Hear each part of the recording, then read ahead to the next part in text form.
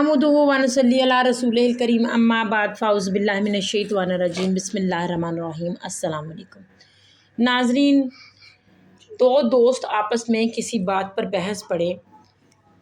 ख़ासकर आजकल फ़िरक़ों को लेकर लोगों के दरमियान बहस होती रहती है। इसमें जब तीसरा एक दोस्त की साइड लेता है तो उसको मुनाफ़िक़त कहा जाता है।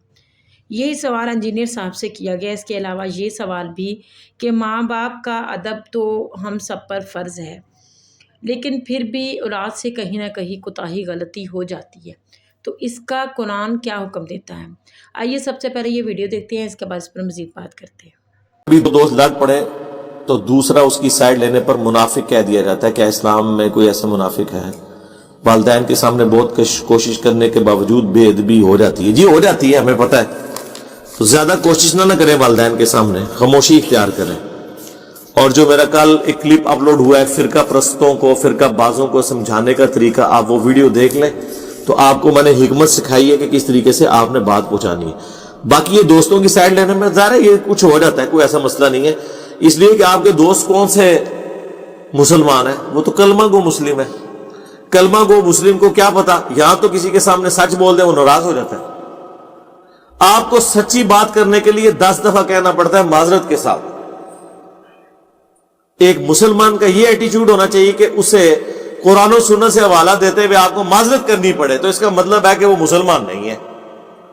हिंदू को आयत पेश करते हुए हमें नहीं कहना पड़ता माजरत के साथ, हम कहते हैं हमारे कुरान में ये लिखा हुआ है, कहते हैं ना। किसी आप मुसलमान को कह सकते हैं मेरे कुरान में ये लिखा हुआ है, क्या नबी तुम फरमा दो कि मैं इंसान होने में तुम्हारी तरह ही हूं, मर्तबे में नहीं, स्पीशी में। वो कहेगा इधर आना। डॉक्टर तैल कादरी साहब की एक वीडियो है जिसमें वो इतने जज्बाती हुए हैं, बाकियों को तो छोड़ दें, इतना पढ़ा लिखा बंदा। वो कहते हैं नबी को मुर्दा कहने वालों मर जाओ तुम। अगर वो इससे मुराद ये ले रहे हैं कि नबी इस्लाम आखिरत की जिंदगी में जिंदा नहीं है, किसी का ये कीदा है, तो ये तो किसी का भी नहीं है, फिर वो किसको सुना रहे हैं? दुनिया का हर मुसलमान कहता है कि नबी इस्लाम अपनी कब्र में आखिरत की जिंदगी के साथ जिंदा है, जिसमें ना सांस है, ना खाना पीना है, ना टॉयलेट है, और वो आखिरत की जन्नत की जिंदगी है जो इस दुनिया की जिंदगी से मुख्तलिफ है। और आज भी अगर कब्र रसूल आप खोदेंगे तो नबी इस्लाम आपको वहां नमाज पढ़ते हुए नजर नहीं आएंगे। ये जो मुस्लिम शरीफ की हदीस है ना कि हजरत मूसा अलैहिस्सलाम को नमाज पढ़ते हुए देखा, वो सारा मामला बरज़ख ही है। वो तो मूसा अलैहिस्सलाम को बैतुल मक़दिस में भी देखा था, फिजिकली नहीं आए हुए थे। वो एक और दुनिया है, वो वखरा जहां है, वो है असल वखरा जहां, बरज़ख, अनसीन बैरियर। जैसे फरिश्ते हमारे यहां मौजूद है, हम देख नहीं सकते उनको, और फरिश्तों को यहां होने के लिए फिजिकल जगह की भी जरूरत नहीं है। मोमिन की कब्र जो है वो 70 हाथ दाएं बाएं आगे पीछे खुल जाती है ना, मुस्लिम की हदीस है। जरा ये सारे दरबार खोदे ना, मुझे दिखाएं 70 हाथ खुली हुई है, नहीं होंगी। वो कहेंगे नहीं नहीं ए रूहानी तौर पर खुली होंगी ने, आए हो ना दार थले हो।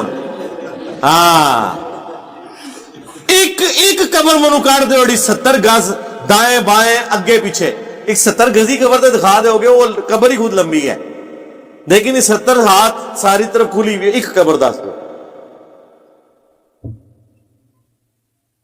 अल्लाह के बंदो, आज भी नहीं खोदी जा सकती, वो धड़ाम से गिर पड़ेगी जब तक आप लेंटर ना डालें।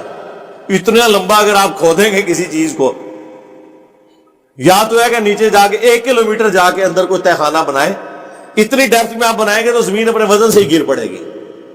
बल्कि यहां तो हमारे तो छोटी मोटी कब्रों में लहद बनाई जाए अगर, वो लहद ही गिर पड़ती है। वो जो काबे की तरफ थोड़ा साइड पे करके निकाला जाता है एक संदूकचा सा, उसे लहद कहते हैं। फिर लाश को आगे करके तो यूं टिल्ट करके, सुन्नत भी यही है दफनाने का तरीका। ये जो बॉक्स वाली कब्रें ये सुन्नत नहीं है, जायज है, लेकिन हमारी जमीनों में चूंकि वो बॉक्स वाली कब्र ही खोदना आसान है, वो लहद मुश्किल है।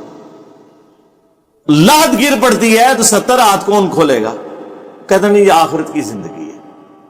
तो खुदा के लिए ये चीजें भी जो आप हमें लिख के भेज रहे होते हैं, ये भी आखिरत के साथ रिलेटेड है।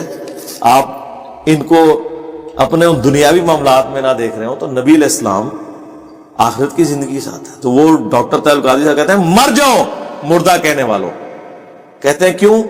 وہ کہتے ہیں قرآن میں لکھا ہے کہ جو شہید ہے اسے مردہ مت کہو, وہ تو اللہ کے حضور زندہ ہے. سرکار اس طرح کا مردہ کون سا مسلمان نبی علیہ السلام کو کہتا ہے؟ اچھا اگر شہید زندہ ہے تو اس کی بیوہ نکاح کیوں کرتی ہے؟ حضرت جعفر طیار شہید ہوئے موتا کے اندر, ان کی بیوی اسما بنت امیس کے ساتھ حضرت ابو بکر صدیق نے شادی کر لی, اور جب حضرت ابو بکر کی ڈیتھ ہوئی تو ان کی اسی عورت کے ساتھ شادی کر لی حضرت علی نے. اسی لیے عبداللہ ابن جعفر اور محمد بن ابی بکر یہ حضرت علی کے حقیقی بیٹے نہیں ہیں, لیکن حقیقی بیٹوں کی طرح ان کی پرورش کی ہے مولا علی نے. اور سیدہ زینب کا تو رشتہ بھی عبداللہ بن جعفر کو دے دیا. شہید زندہ تو بیوہ نکاح کیوں کرتی ہے؟ جس کا خامن زندہ ہو وہ عورت اگر نکاح کہیں اور کر لے, نہیں جی وہ آخرت کی زندگی ہے, آئے ہو نا داڑ تھلے ہو. تو قادری صاحب سے کوئی پوچھے جو آپ یہ کہہ رہے ہیں نبی کو مردہ کہنے والوں مر جاؤ, یہ کس کو آپ کہہ رہے ہیں؟ اس طرح کا مردہ تو کوئی بھی نہیں مانتا. اور اگر آپ مطلقاً انکار کر رہے ہیں موت کا تو یہ تو قرآن کہہ رہا ہے انکا میتن وانہم میتون. اے نبی تمہیں بھی مرنا ہے, تمہارے مخالفین کو بھی مرنا ہے. وما محمد الا رسول قد خلت من قبلہ الرسل افئن مات او قتل. محمد تو نہیں مگر ایک رسول, اگر یہ مر جائیں یا قتل ہو جائیں. اور پاکستان میں ترجمہ ہوا ہوتا ہے اگر یہ وصال فرما جائیں یا شہید ہو جائیں. حالانکہ وصال اور شہید بھی دونوں عربی کے لفظ ہیں, قرآن نے نہیں استعمال کیے تاکہ آپ کا عقیدہ نہ کہیں خراب ہو جائے. جی وصال ہے, جی وصل ہوا ہے, پردہ فرمایا. اور اس سے بڑھ کر حضرت ابو بکر کا خطبہ 4 جگہ بخاری میں, کتنے گستاخانہ الفاظ ہیں ان کی ڈاکٹرن میں. الا من کان یعبد محمدا فان محمدا قد مات. کان کھول کر سن لو, الا یہ ہوتا ہے بی اٹینٹو. جو کوئی محمد کی عبادت کرتا تھا جان لے کہ محمد مر چکے. اب ڈاکٹر طاہر القادری صاحب تو کہہ رہے ہیں محمد کوئی کہنا مر چکے تم مر جاؤ, یہ تو حضرت ابوبکر کو کہہ رہا ہے ڈاکٹر طاہر القادری صاحب. اور جو کوئی اللہ کی عبادت کرتا تھا وہ جان لے کہ اللہ زندہ ہے, اسے کبھی موت نہیں آئی. اور پھر اس بات کی دلیل میں یہی آیات پڑھی سورہ الزمر آیت نمبر 30 انکا میتون وانہم میتون, اور سورہ آل عمران آیت نمبر 144 وما محمد الا رسول قد خلت من قبلہ الرسل.